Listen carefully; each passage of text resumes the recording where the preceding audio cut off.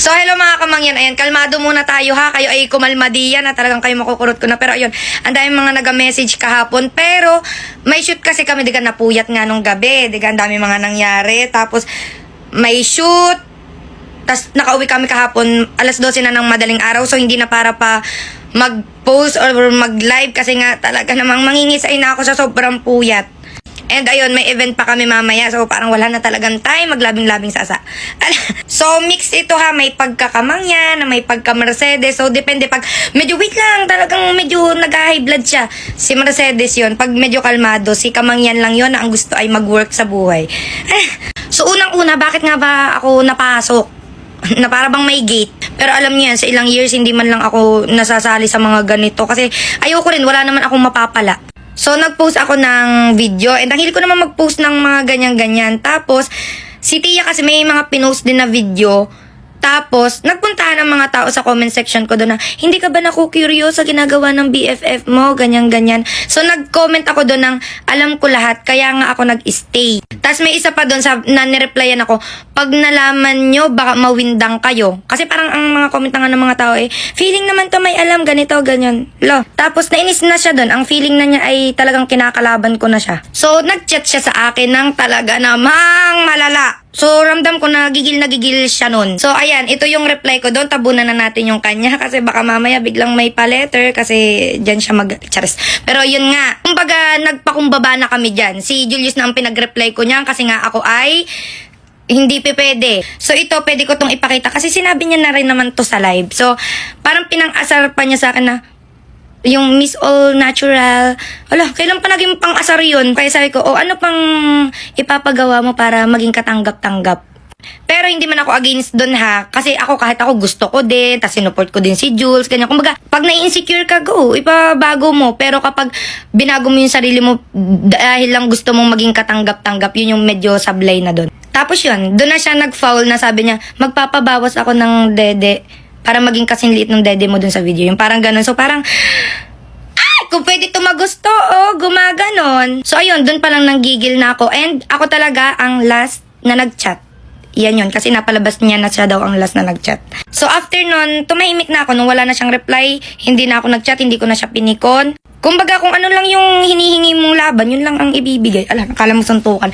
So ang sabi ko lang nun, kahit dito sa mga kasama ko, wag na wag lang siyang papatol sa comment section about sa akin. Di quiet din, wala din makakalabas. So, may nireply yan siya sa comment section. So dun ako nainis. Tapos ayun na, di nag-upload na ako ng mga video, ganyan-ganyan. Tapos may message din ako ni Ate M na basta parang gusto daw niya pumagit na ganyan. Tapos ang sabi ko lang nun, tumigil siya, titigil ako. Yun lang naman yung kumbaga, nakadepende yung action ko sa action mo.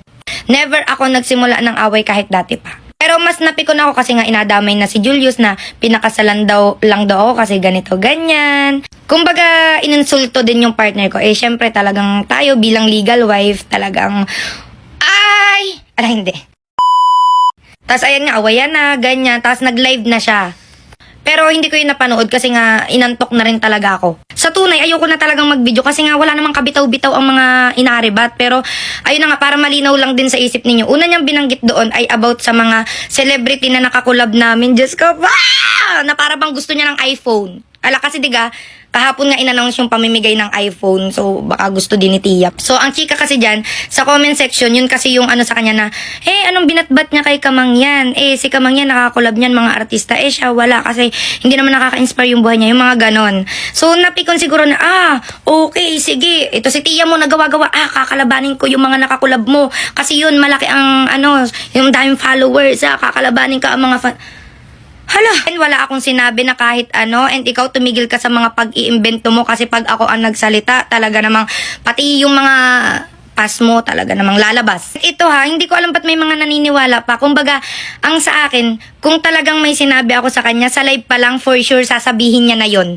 Kasi nga diga, inamin niya naman yung about sa kanya nga, hindi nga niya na-control. Di lalo na yung mga about sa akin. So kung ano yung mga sinabi niya about sa live na about sa akin, yun na lang yun. Alam kong yun na yung mga bala niya na para bang, yan na yan.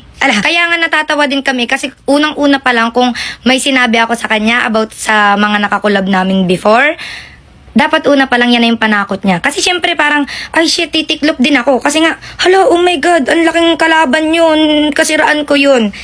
Oh, diga? Pero, wala, si Tia ay imbento, talagang nasisiraan na. Wait lang, lumabas si Mercedes. Si Tia pati kung alam ko ang mga baho mo. Na para bang 10 years kaming magkasama eh. 2 beses lang. Una sa event na nagsabi agad siya, nagkwento agad siya ng mga kung ano-ano. Pangalawa, yun din, nagkwento din siya ng mga kung ano-ano. Kasi nga, hindi naman kami magkaibigan at hindi din ako magkukwento ng kung ano-ano about sa'yo. Kasi nga kilala kita na kapag kunyari nagkaaway tayo, ibubulgar mo yun. So, ba't naman ako magkukwento kung alam kong ganong klase kang tao? So, yun kasi yung rule namin sa buhay na kung paano ka magkwento sa amin, ganun mo kami ikikwento sa iba. Eh, nung time na yun, puro kung ano mga pinagsasabi. So, okay na tayo doon sa mga celebrity. Okay na. Kala mo mabibigyan ng iPhone. So, may mga nagsasabi na ako daw ay one-sided. Sa totoo lang yan, ang una kong napakinggan na side ay yung sa kabila. Kasi una ko nakausap dyan si na mentor. So, yung kabila, panghuli na nga dyan si Forda eh. So, about naman sa pagluluto daw namin ng marami. Diyos ko, pati naman yun. Ina-mention na siya doon sa mga video namin na tumutulong kami. And wala nga, ayoko nga yung patulan kasi nga parang, walang kabitaw-bitaw. So, sa susunod may outreach kami. Sumama ka, baka sakaling medyo gumanda-ganda ang ano mo. Pero, ayun nga, wala na tayong patunayan pa doon kasi hindi pa kami kumikita noon. Yun yung ginagawa namin. Alam yan ng mga supporters namin. Alam ng mga solid kamangyan yan. So, sunod dyan yung 2 brand na tinanggihan kong makasama siya. And yes, totoo yun. Kasi, nung time na yun, wala pang mga nalabas-labas na issue. Tinanong na kami ng brand, okay lang ba sa'yo na makasama ko daw si ganyan? Eh, syempre, friend ko na si Forda. So, maayos namin yung sinama na baka pwedeng hindi. Kasi nga, syempre, in respect na din kay Forda, bakit ko naman magkakasama kami, di parang, kumbaga, ang pangit, ang weird. Imagine ninyo kung sakali man na natuloy yung photoshoot na yun, tas ilabas ngayon na may issue, di ka parang ang pangit. Kumbaga, ayaw lang namin kasi nga baka madamay din ang brand sa mga issue. And pinagkalat agad niya yun sa industry. As in talagang mga nakakasama namin, alam nyo ba, may pinagsasabi to si ganyan na, may tinanggihan ka daw na brand kasi siya yung kasama mo. At ang galit daw sa'yo ng brand kasi sobrang unprofessional mo daw. 'Di ba? Parang talaga namang ang galing niya magawa-gawa ng kwento. Eh, nakakausap naman namin ang brand and wala silang sinabi na ganun. So, sunod niyang pinangrebat ay peelers. Sabi niya, pinangasarpan niya ngayon sa akin, kalma, baka ang peelers matunaw. Wag mong hintayin ako ang gumano, no? Talaga namang tatagos. Pero ayun, ang inatuko niya dyan, ito yata. Kasi parang nung nagsama kami sa event, binash ako dito na about dito na parang ang humaba siya. Na parang ako din naman, pagkita ko, bakit ganyan nga ang itsura ko? So, pinatanggal ko yun nun. Kasi parang, hindi na ako yan. Ang lala na. So, wala yan ha. Wala. Okay? Good. So, sunod, yung sa mga terse daw. Wala pa. Hindi pa nag-trending yung mga ganyan. Okay na ako. Okay na yung weight ko. Ha? Talagang nagbawas kami ng rice no ni Jol. Sayang naman ang aming hindi pagkain ng gabi. Alam mo yung mga ribat mo talagang bumabalik sa'yo. Di ka kaya ka lang din numipis kasi nauso na nga yung mga terse na yan na sa'yo pa nga parang nababaliw-baliw ka na. Nasobrahan ka na sa turok. So ito pa yung about doon sa CCTV do. Hindi naman yun din about sa akin pero ako na nagsasabi wala yung kabitaw-bitaw. And pag nilabas niya yun, wala. Balik lang din sa kanya yun. Lahat ng mga parinig niya doon sa dami account niya yata, nag-story yata siya. Wala. Yung mga pananakot niya, wala. Kumbaga, wala. Yun na lang ang niya, sa sarili niya na para medyo kumalma siya. Siguro, kailangan niyang, hindi, meron akong laban. Ilalabas ko ang mga baho ninyo. Yun sa iyo, hindi pa nilalabas, umaalingasaw na. Kaya, kumalma ka na, ha? So, yung about sa kanila, sa issue nila, sa circle nila, sila nang bahala doon. Lalabas at lalabas naman yan sa tamang panahon, charis.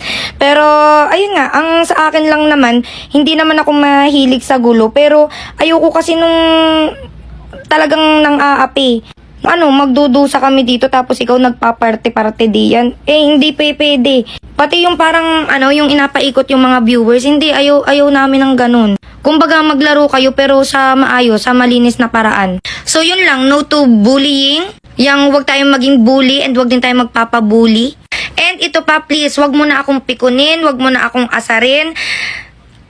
Kasi talagang lalabas na naman si Mercedes na talagang lahat-lahat na hindi na lang to about sa circle nyo, about na to sa past. Na parang malala talaga to, matindi, malala talaga to. Kaya please, wag na, okay? So, yun. So, yun lang naman guys, and ayun, no to paksili ka tayo, ha? Love kayo sa akin.